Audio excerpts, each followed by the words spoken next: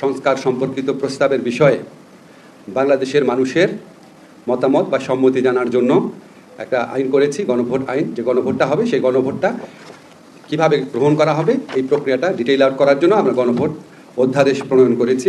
এই অধ্যাদেশটা আজকে মন্ত্রী পরিষদের সভায় চূড়ান্তভাবে অনুমোদিত হয়েছে। আমরা আশা করছি আজকে বা কালকের মধ্যে এটা গেজেট নোটিফিকেশন হয়ে যাবে। এই আইনটা প্রণয়ন করার ক্ষেত্রে আমরা নির্বাচন কমিশনের, বিশেষ করে নির্বাচন কমিশনের সচিব আছে জনাব আক্তার আহমেদ, ওনার অনেক সহযোগিতা পেয়েছি। আমাদের অ্যাটর্নি জেনারেল সাহেব সহযোগিতা করেছেন, আমাদের কয়েকজন উপদেষ্টা সরাসরিভাবে ইনভলভ ছিলেন, আমাদের আইন মন্ত্রণালয় ইনভলভ ছিলেন। আমি আপনাদেরকে এই গণভোট যে অধ্যাদেশ আছে সেখানে গুরুত্বপূর্ণ যে কিছু বিধান আছে সেগুলি আপনাদের বলছি। প্রথম হচ্ছে গণভোটের প্রশ্ন কি, এটা আমরা আগেও ক্লিয়ার করেছি। গণভোটের প্রশ্ন থাকবে একটি মাত্র প্রশ্ন থাকবে।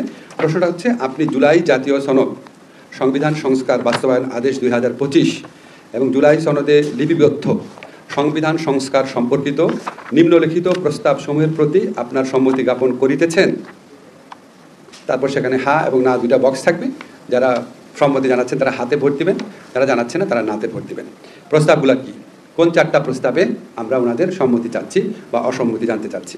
একটা হচ্ছে ক, নির্বাচনকালীন তত্ত্বাবধায়ক সরকার, নির্বাচন কমিশন এবং অন্যান্য সাংবিধানিক প্রতিষ্ঠান জুলাই সনদে বর্ণিত প্রক্রিয়ার আলোকে গঠন করা হবে।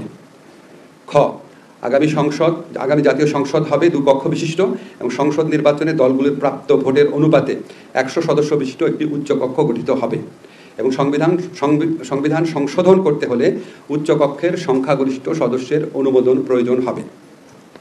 গ, সংসদে নারীর প্রতিনিধি বৃদ্ধি, বিরোধী দল হতে ডেপুটি স্পিকার এবং কয়েকটি সংসদীয় কমিটির সভাপতি নির্বাচন, মৌলিক অধিকার, বিচার বিভাগের স্বাধীনতা, স্থানীয় সরকার, প্রধানমন্ত্রীর মেয়াদ, রাষ্ট্রপতির ক্ষমতা সহ যে 30টি বিষয়ে জুলাই জাতীয় সনদে ঐকমত্য হয়েছে সেসব বাস্তবায়নে আগামী সংসদ নির্বাচনে বিজয়ী রাজনৈতিক দলগুলো বাধ্য থাকবে। খ, জুলাই জাতীয় সনদে বর্ণিত অপরাপর সংস্কার রাজনৈতিক দলগুলির প্রতিশ্রুতি অনুযায়ী বাস্তবায়ন করা হবে। এখন আপনাদের অনেকের প্রশ্ন থাকতে পারে যে 30টা প্রস্তাব কি।